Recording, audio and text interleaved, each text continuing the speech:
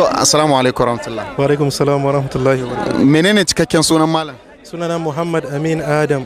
Masha Allah. To, malam Muhammad Amin Adam daga wace jiha a Najeriya? Na zo daga jihar Kaduna ne.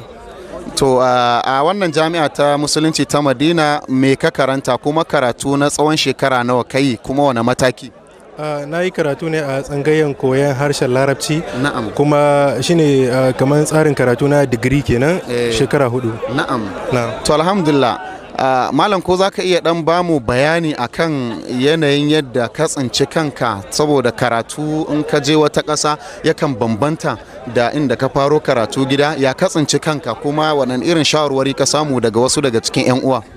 Farko dai yanda na tsinci kaina shine yanda suke larabci da yake yaran su ne ya sha bamban da mu yanda muke larabci a gida.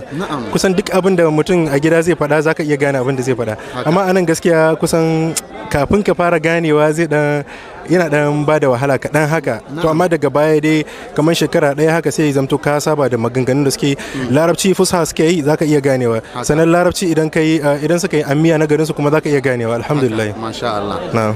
To, wane irin farin ciki kake ciki musamman da Allah maɗaukakin sarki ya nuna maka wannan rana da jama'a daban-daban suka taru saboda taya ku murna na kammala karatunka a wannan jami'a mai albarka? Gaskiya farin cikin da zan nuna ba shi misaltuwa.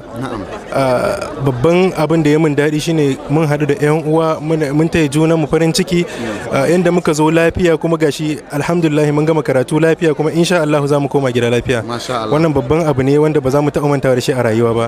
Musamman mutum ya zo bagire ko kuma in ce wurin da annabi sallallahu alaihi wasallam yake zaune ka zo ka yi shekara 4 a wurin, gaskiya ba karamin ni'ima bane sosai.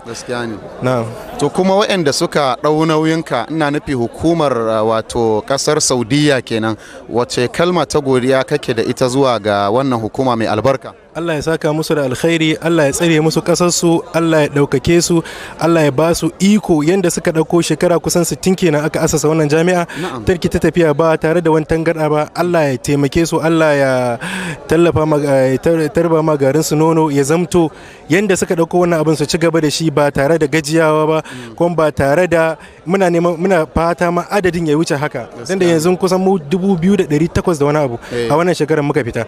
Wannan abun gaskiya ba kowace kasa za ta iya dauka ba.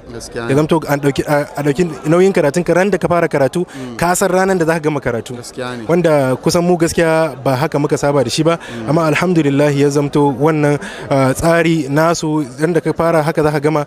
Mun zo gashi ranar da muka fara mun ga ranar da muka gama. Wannan babban abin farin ciki ne wanda ba za mu iya mantawa da shi ba. To alhamdulillah Malam Amin, muna godiya, Allah ya saka da alkhairi kuma muna maka fata alkhairi. Assalamu alaikum. Masha Allah.